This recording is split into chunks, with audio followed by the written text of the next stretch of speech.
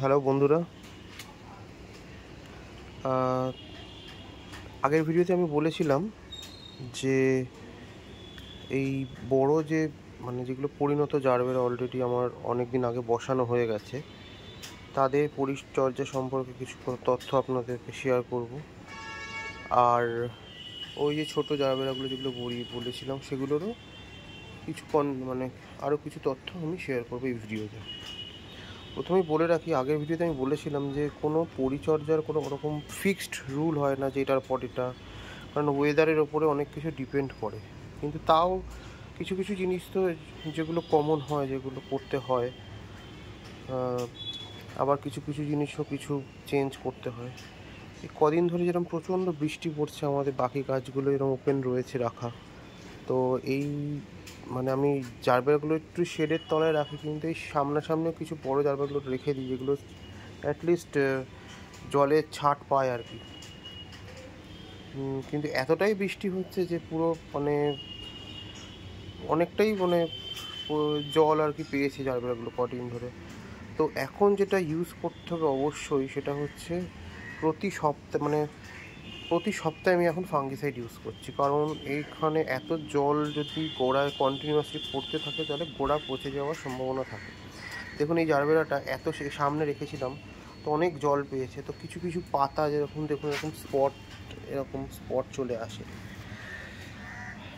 তাও সতেজ আছে গাছটা, কিন্তু অনেকটা। তো আমি কি করি না, এই সামনে রাখা ছিল তো একটু ভেতরে শেডের ওপরে কদিন রেখে দিই, আবার কিছুদিন পরে এই সামনে রেখে দেবো শেডের কাছাকাছি। তো এই গাছটাকে আমি সামনে রাখা ছিল, তো আমি একটু শেডের তলায় কদিন রেখে দেবো। তাহলে কি না, আমার ফাঙ্গাস ধরে যাওয়ার বা পাতা এরকম কুঁকড়ে যাওয়ার বা এরকম স্পট চলে আসার সম্ভাবনাটা কমে যাবে। আর হচ্ছে যে পরিচর্যা সম্পর্কে বলি, এখন যেহেতু কন্টিনিউয়াসলি বৃষ্টি পড়ে যাচ্ছে টানা এক সপ্তাহ ধরে, বা একদিন অন্তর অন্তর বৃষ্টি পড়ছে, তো আমি এখন কোনো রকমের এনপিকে দিচ্ছি না গাছগুলোতে। কিছুদিন আগে একজন ফেসবুকের পোস্টে দেখেছিলাম, সে শেডের তলায় রেখেছে জারবেরা বর্ষাকালে, ঠিক আছে। তো সে এনপিকে দিচ্ছে, তার সাথে জল মোটামুটি দিচ্ছে আর কি। কিন্তু সে পুরোপুরি শেডের তলায় রেখেছে, মাটিটা তার একটু শুকিয়ে গেছে। আর আর গাছের পাতাগুলো খুব আনহেলদি টাইপের হয়েছে, মুড়ছে যাচ্ছে পাতাগুলো, স্পট চলে আসছে, এরকম হচ্ছে। সতেজ থাকছে না পাতাগুলো, কুড়িও আসছে না। তো আমি তাকে সাজেস্ট করলাম যে তুমি এনপিকেটা বন্ধ করো, তার সাথে তুমি মাটিটা ঠিক করার জন্য তুমি কদিন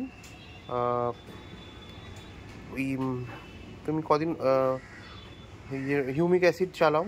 15 দিন অন্তর অন্তর বা 10 দিন অন্তর অন্তর লিকুইড হিউমিক অ্যাসিড দাও। তার সাথে তুমি সিউইড, যেটা আমি বায়োভিটাইক্স ইউজ করি সিউইডে, তো সেই সিউইড মাইক্রোনিউট্রিয়েন্ট সিউইড তার সাথে মিক্সড থাকে, সিউইড ইউজ করো। তাহলে মাটিটা ঠিক হয়ে যাবে, গাছটা সতেজ হয়ে যাবে। যখন গাছটা সতেজ হয়ে যাবে, তখন তুমি আবার এনপিকে স্টার্ট করতে পারো। আরেকটা কথা বলে রাখি বন্ধুরা, এখন বৃষ্টি যখন পড়ছে, যারা গাছ শেডের তলায় রাখে, তারা চেষ্টা যদি সব থেকে ভালো হয়, তারা বৃষ্টির জলটা জমিয়ে যদি গাছে দেওয়া হয়। কারণ গাছ তো একটা প্রকৃতির একটা অঙ্গ। তো প্রকৃতির যে জিনিসটা প্রকৃতির সাথে একটা কানেক্ট করা গাছটাকে।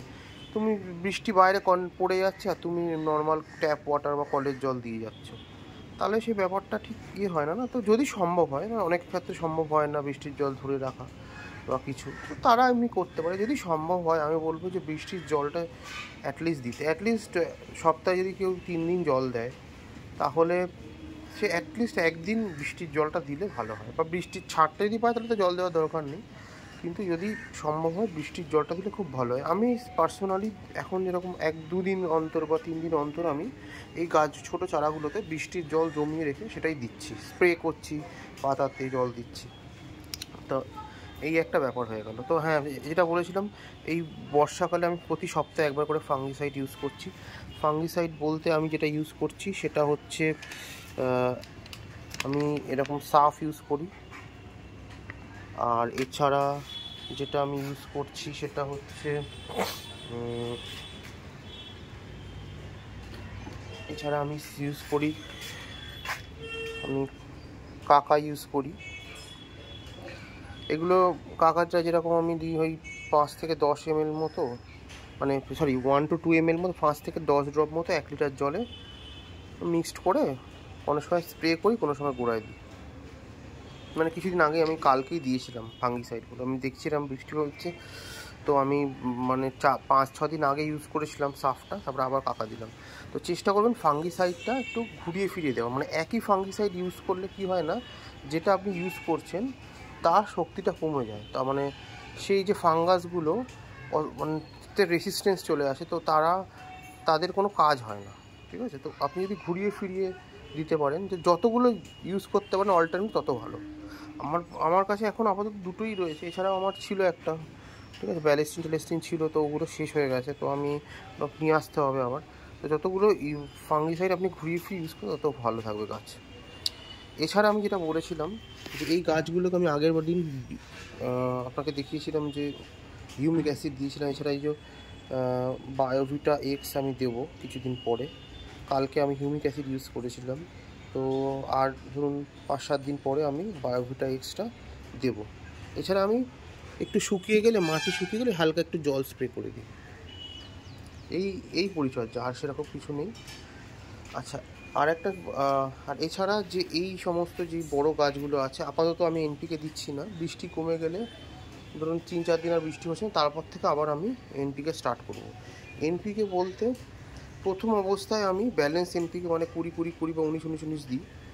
তারপরে স্টেজ মানে দিয়ে আমি 12-61-0 যাই, তারপরে আমি 13-0-45 এই এনপিগুলো ঘুরিয়ে ফিরিয়ে ইউজ করি। তো যেহেতু বৃষ্টি হয়ে গেছে, তো আমি এখন ব্যালেন্স এনপিকে তো নাইট্রোজেন প্রচুর পেয়ে গেছে, তো আমি নাইট্রোজেন কম যেগুলোতে আছে সেইগুলো এরপরে ইউজ করব বৃষ্টি কমে গেলে। এছাড়াও ব্যালেন্স এনপি মাসে একবার দেওয়া যেতে পারে। আমি ওই ধরুন 4-5 দিন অন্তর অন্তর আমি তারপরে এনপিকে ইউজ করবো। এখন আপাতত বৃষ্টি যতদিন পড়ছে ততদিন আমি সেরকম ইউজ করছি না। এই একটা এনপিকে। এরপরে যেটা হবে, শীত যত কাছাকাছি আসবে তারপর থেকে আমি যেটা ইউজ করব সেটা হচ্ছে এইটা সুপার সোনাটা ইউজ করব। এটার ভেতরে কি থাকে আমি বলে দিচ্ছি। এটা অ্যাকচুয়ালি সবাই জানে, এটা নিয়ে বলার কিছু নেই সেরকম। হচ্ছে এর ভিতরে অনেক কিছুই থাকে, এর মধ্যে ভিটামিন থাকে, এর মধ্যে পেস্টিসাইড থাকে, ফাঙ্গিসাইড থাকে, এরপরে প্রচুর মাইক্রোনিউট্রিয়েন্ট থাকে। তো এর ভেতরে আপনার অনেক কিছুই থাকে, আর সবথেকে বড় কথা এটা ফুল হতে সাহায্য করে। ফুল ফল যে কোনো গাছে এটা দেওয়া যেতে পারে। গাছটা পরিণত হয়ে যাওয়ার পরে আপনি মনে হচ্ছেন চাইছেন প্রচুর ফুল, আপনি সুপার সোনাটা ইউজ করুন। এই 15 দিন বা 10 দিন অন্তর একবার করে আপনি ইউজ করতে পারেন।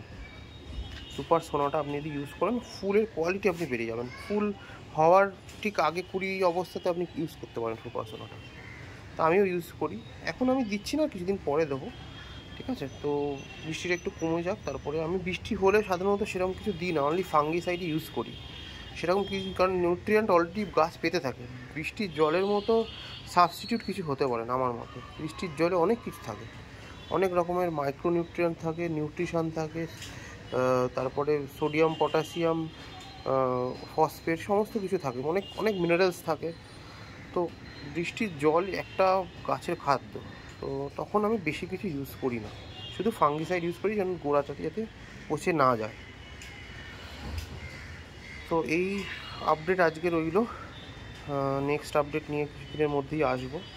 গাছগুলো বড় হোক, ফুল আসুক, তখন একটা জারবেরা গাছ নিয়ে আপডেট দেওয়া যাবে। তো বলে রাখি, এটা যেরকম আমার হচ্ছে নর্মাল দেশি জারবেরা, আর এইগুলো হচ্ছে আমার tissue culture Pune variety, Holland variety gerbera. Thank you. ভিডিওটা একটু লাইক আর শেয়ার করে দেবেন। আর অন্যান্য গাছের ভিডিও নিয়েও আমি কিছু আসবো। অন্যান্য গাছ মানে একদম শীতকালীন যে চারা, যেগুলো ফুল গাছ, সেগুলো যেরকম আমি করছি সেই ভিডিও আসবো। তো সেই ভিডিওগুলো দেখতে গেলে নোটিফিকেশান আইটেমটা একটু ক্লিক করে দেবেন আর সাবস্ক্রাইব করে দেবেন। Thank you.